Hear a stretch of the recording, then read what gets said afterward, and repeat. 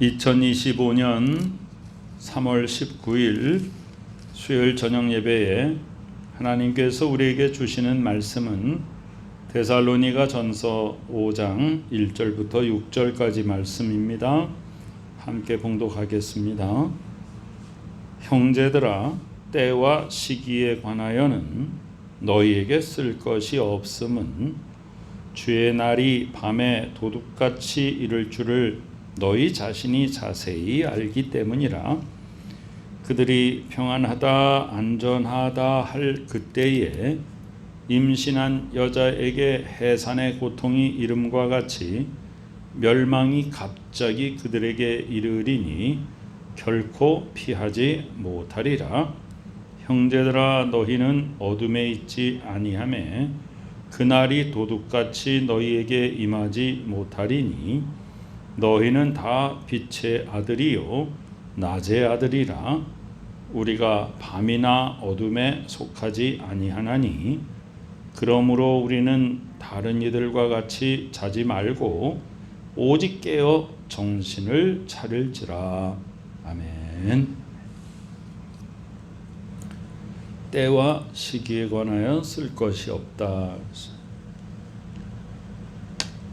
바로 앞에 4장 9절에도 형제 사랑에 관하여는 쓸 것이 없다. 그러니까 이 데살로니가 전서에서 쓸 것이 없다라는 표현은 당연한 것이기 때문에 굳이 말할 필요가 없다는 뜻이죠. 하나님께서는 때와 계절을 정하시고 우리에게 이 때와 시기는 하나님이 하시는 것입니다.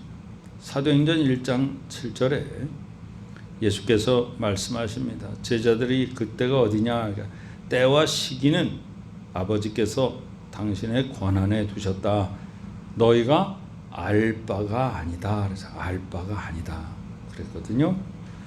자, 모든 이단들의 특징이 바로 이 때와 시기를 가지고 논하는, 즉 시한부 종말론을 이단들이 아주 전문적으로 그걸 가지고 사람들을 미혹합니다. 이 복음의 핵심은요, 그리스도께서 나를 위해서 이 땅에 오셔서 나를 대신하여 내 죄싹을 십자가에서 치러 생명을 다 내어주시고 죽음으로 끝나지 않고 부활하심으로 말미암아 부활의 첫 열매가 되시고 우리도 예수 그리스도의 부활에 연합하여서 영생을 이미 누리게 된 것이죠. 그것이 복음의 핵심입니다. 그리고 예수 그리스도의 부활 다음에 승천, 그리고 우리는 이제 재림을 기다리고 있습니다. 우리는 예수 재림 신앙 가지고 지금 살아가는 것입니다. 그런데 이단들이 때와 시기를 자꾸만 논해서 사람들을 미혹합니다. 거기에 우리는 때와 시기를 알아내는 일에 우리는 아예 생각을 내려놔야 됩니다. 그럼 어떻게 해야 되냐? 그저 주님이 오늘 오시려나 내일 오시려나 항상 준비하고 살아야 됩니다. 자, 주의 날이 밤에 도둑같이 이를 줄을 너희 자신이 자세히 알기 때문이라. 이 데살로니가 교회 사람들은 특별히 종말에 대해서, 예수 재림에 대해서 더욱더 관심이 많았습니다. 그래서 이 데살로니가에 쓴 편지에서는 종말에 대한 이야기가 다른 서신서보다도 훨씬 더 자세하게 또 이렇게 설명이 되어 있죠. 그러면 데살로니가 교인들은 이미 주의 날이 밤에 도둑같이 이를 줄을 알고 있다는 것이죠. 자, 그러니까 데살로니가 후서에도 역시 그 말씀이 이어지고 있는데, 우리가 어떤 사람들이 우리에게 주의 날이 이르렀다 그런다고 해서 마음이 흔들리거나 두려워하거나 하지 말아야 한다는 것입니다. 그 주의 날이 임하였다라고 하는 것은 당연한 것입니다. 오늘 오셔도 내일 오셔도 기쁨으로 주를 맞이할 준비가 되어 있어야 됩니다. 마태복음 24장은 예수께서 종말에 대해서 굉장히 자세하게 말씀하신 장이죠. 23절에 말씀하십니다. 너희도 아는 바니 종말이 어떻게 임할지 예수의 재림이 어떻게 임할지 아는 바다. 만일 집주인이 도둑이 어느 시각에 올 줄을 알았더라면 깨어있어 그 집을 뚫지 못하게 하였으리라. 그러니까 우리는 예수 그리스도께서 언제 오실지 모른다 이 말입니다. 그러면 도둑에 비교하면 집에 도둑이 언제 들지를 안다면 그 도둑이 들 것을 미리 예비할 것이다. 자, 예수 그리스도께서 언제 오실 줄을 안다면 우리가 예수 그리스도 만날 것을 영접할 것을 우리가 예비할 것이다. 근데 그렇지 못하거든요. 그러면 도둑 맞지 않으려면 어떻게 돼요? 언제든지 도둑이 들 수 있다. 그래서 잘 지켜야 되겠죠. 예수 그리스도의 재림을 항상 기쁨으로 맞이하려면 언제 오실지 모르니까 지금 오실지 좀 이따 오실지 오늘 오실지 내일 오실지 모르니까 항상 예수님 영접할 준비를 하고 깨어있어 기도해야 됩니다. 누가복음 17장 24절에는 예수 그리스도의 재림이 어떻게 임한다. 번개가 하늘 아래 이쪽에서 번쩍이요 하늘 아래 저쪽까지 비추는 것 같이 인자가 재림할 때도 그렇게 할 것이다. 자, 그러면 그때는 어떤 때이냐? 3절에 보니까 그들이 평안하다 안전하다 할 그때에 마치 임신한 여자에게 해산의 고통이 이름과 같이 멸망이 갑자기 그들에게 이를 것이다. 그러니까 결코 피하지 못할 것이다. 임신한 여자의 해산의 고통에 비유하는 것은 재림의 때에 대해서 그 때와 시기를 이날이다, 몇 월 며칠이다, 몇 년도다 이건 모르지만 예수께서 뭐라고 말씀하셨습니까? 바람이 불고 또 아침에 해가 뜨고 날이 맑고 또 저녁에 노을이 지고 뭐 그런 것을 보아서 날이 맑을 것이다, 흐릴 것이다. 우리가 그 정도는 알지 않느냐. 지금은 우리가 의술이 발달해가지고 출산 예정일을 딱 알고 있지만 사실 그렇다고 해서 그날 딱 낳는 것도 아니잖아요. 그 옛날에는 대략 언제쯤 애가 나오겠지 그것만 알 뿐이지 언제 나올지 사실 잘 모르는 것이죠. 그럼 우리는 지금 전체 성경을 통해서 예수님께서 이제 곧 오실 때가 되었다라는 걸 알죠. 그래서 항상 예비하고 있는 것입니다. 그런데 언제 오시는 건 모른다. 언제든지 예비해야 된다. 자, 그런데 세상 사람들은 어떻게 하느냐? 바로 이 노아의 때처럼 평안하다, 안전하다, 멸망은 없다. 이럴 때에 바로 멸망이 임하는 것입니다. 평강하다, 평강하다. 예레미야 6장 14절에 보면 그들이 거짓 선지자들이 내 백성의 상처를 가볍게 여기면서 말하기를 평강하다, 평강하다 하나 평강이 없도다. 구약 시대에 선지자라고 이름하는 사람들은 두 부류가 있었습니다. 하나님께 부름받은 참 선지자, 그 다음에 사람들을 미혹하는 거짓 선지자. 참 선지자의 특징은 뭐냐면 회개하라, 멸망이 이르렀다, 환난이 임박했다, 회개하라, 주님 앞에 돌아오라. 그런데 거짓 선지자의 특징은 뭐냐면 멸망 그런 거 없다, 평안하다, 평안하다, 잘들 하고 있다, 지금 그냥 안전하다, 평안하다. 그것이 거짓 선지자들의 특징입니다. 지금 우리 시대를 잘 돌아봐야 됩니다. 그래서 우리는 하나님의 말씀을 통해서 위기의식을 느껴야 됩니다. 자, 이대로 가다가는 큰일 나겠구나. 세상 풍조가 나날이, 그래서 하나님을 멀리 계속해서 인본주의적으로, 물질 만능주의로, 그래서 성공지향주의 그렇게 치달아 나가고 있습니다. 그런데도 위기의식이 없으면 큰일이죠. 우리는 스스로 조심하고 멸망의 순간이 언제 닥칠지 모르니까 항상 깨어있어 기도해야 됩니다.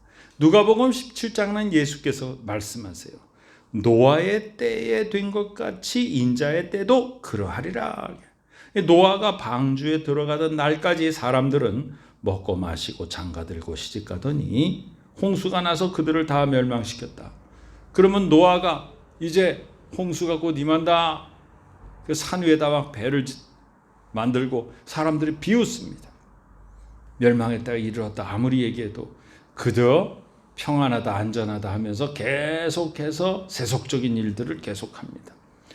그 다음에 예수께서 또 누구를 비유하냐면 롯의 때와 같다 그랬어요. 소돔성이 멸망할 때와 같다. 사람들이 먹고 마시고 사고 팔고 심고 집을 짓더니 롯이 소돔에서 나가던 날에 하늘에서 불과 유황이 비오듯 내려서 그들을 멸망시켰다. 예수께서 재림하시는 날도 이러하리라 하고 주께서 직접 우리에게 말씀하십니다. 그래서 데살로니가 후서, 이제 데살로니가 전서는 5장까지 있죠. 그럼 이제 바로 또 우리는 데살로니가 후서를 묵상하게 될 텐데, 데살로니가 후서 1장 7절에서 9절에 보면 지금 현재 신앙을 지키다가 환난을 받는 성도들에게는 하나님께서 안식으로 갚아주신다. 그렇지만 하나님을 모르는 자들, 예수 그리스도의 복음에 순종하지 않는 자들에게는 형벌을 내리신다 그랬습니다.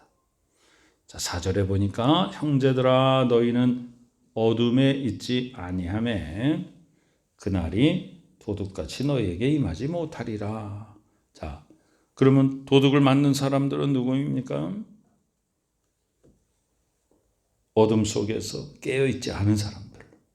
그러니까 예수 그리스도 오시는데도 모르고 있는 사람들입니다. 자, 깨어있으라. 마태복음 24장 42절. 그러므로 깨어있으라. 어느 날에 너희 주가 임할는지 너희가 알지 못한다. 그랬죠. 예수 그리스도께서 또 이 혼인잔치의 비유를 하셨잖아요. 등불을 들고 깨어있어서 신랑을 맞이하는 그런 성도들이 되라. 예수께서 이렇게 말씀하셨습니다. 너희는 어둠에 있지 아니하기 때문에 그날이 도둑같이 너희에게 임하지 못할 것이다. 요한일서 2장 8절에 보면 다시 내가 너희에게 새 계명을 쓴다. 그에게와 너희에게도 참된 것이라. 이는 어둠이 지나고 참 빛이 벌써 비칩니다. 그랬어요. 우리는 빛의 아들입니다. 낮의 자녀들입니다. 우리가 밤이나 어둠에 속하지 않은 빛의 자녀입니다. 오늘의 결론이 뭐냐? 그러므로 우리는 다른 이들과 같이 잠자지 않고 오직 깨어 있어 정신을 차려야 된다 말입니다. 로마서 13장 11절 12절에 보면 또한 너희가 이 시기를 알거니와 자다가 깰 때가 되었다. 자다가 깰 때가 벌써 되었다. 벌써 되었다는 것은 자다가 깰 때가 됐는데도 아직도 그것을 깨닫지 못하고 영적으로 잠들어 있다. 빨리 깨라 그 말이죠. 이는 이제 우리의 구원이 처음 믿을 때보다 가까웠음이라. 처음 예수 그리스도를 믿을 때보다 우리가 더 정신을 차려야 된다. 주님의 날이 가까웠다. 밤이 깊고 낮이 가까웠으니 그러므로 우리가 어둠의 일을 벗고 빛의 갑옷을 입자. 이렇게 하나님의 말씀은 우리를 깨우칩니다. 깨어 있어야 됩니다. 베드로 사도의 베드로전서 1장 13절에 그러므로 너희 마음의 허리를 동이고 근신하여 예수 그리스도께서 나타나실 때에 너희에게 가져다 주실 은혜를 온전히 바랄지어다. 우리는 지금 예수 그리스도의 재림신앙을 가지고 살고 있죠. 그런데 이 세상 속에는 이 재림에 대한 종말론에 대해서 여러 가지 주장들이 있어요. 더 나아가서 막 이렇게 저렇게 주장해. 이론적인 대립이 있어요. 신앙의 본질은 예수 그리스도의 십자가와 부활입니다. 그런데 악한 사탄 마귀가 그 중심에서 벗어나게 하려고 구원받은 성도들 속에 이런 여러 가지 회방을 합니다. 그래서 여러 가지 이론들, 그래서 우리 속에 침투해서 종말론의 논쟁을 통해서, 예, 교회 속에서 종말론의 논쟁을 통해, 종말론의 논쟁이 참 여러 가지가 있습니다. 휴거가 있다 없다, 전천년설이다, 후천년설이다, 무천년설이다, 이렇게 여러 가지 종말론에 대한 이론들이 있습니다. 근데 우리 인간이 그걸 어떻게 알겠습니까? 아직 닥치지 않은 일입니다. 성경을 어떤 분은 이런 각도로 해석해서 어떤 설을 주장합니다. 또 다른 분은 다 좋은 신앙, 바른 신앙을 가지고 있고 예수 그리스도의 십자가와 부활에 대해서 확실한 믿음을 가진 분들이 유독 종말론에 대해서는 서로 다르게 각기 주장합니다. 그 속에서 논쟁이 생깁니다. 그게 하나님 안에서 우리가 복음의 중심을 벗어나가지고 불필요한 논쟁을 우리 속에 자꾸만 일으키게 하는 그것은 회방하는 세력이 우리를 자꾸 미혹하는 것입니다. 그래서 영적으로 깨어 있어야 됩니다. 그래서 악한 사탄이 구원받은 성도들 속에 침투해서 종말론의 논쟁을 통해서 우리를 분열시키려는 괴계가 있어요. 그걸 분명히 바라봐야 됩니다. 복된 열매 맺는 우리 모두가 되시기를 간절히 축원합니다. 하나님의 귀한 은혜 감사드립니다. 주여, 우리가 영적으로 깨어 있어서 이 마지막 때에 거룩한 하나님의 자녀의 삶을 통하여 흔들림 없이 이 세상을 변화시키기를 원합니다. 세상의 물질 만능주의와 성공 지향주의에 영향받지 않게 하시고 오직 예수 그리스도의 진리만을 따라 구별된 삶을 살게 하여 주옵소서. 영적으로 잠들지 말고 항상 깨어 있어 파수꾼의 사명을 잘 감당하게 하여 주시옵소서. 지금은 우리 구주 예수 그리스도 귀하신 은혜와 하나님 아버지 크신 사랑하심과 성령님의 놀라운 역사하심이 항상 깨어 있어 주 예수 그리스도의 다시 오심을 예비하는 복된 믿음의 식구들의 머리 위에 지금부터 영원까지 함께 계시옵기를 간절히 축원하옵나이다. 아멘.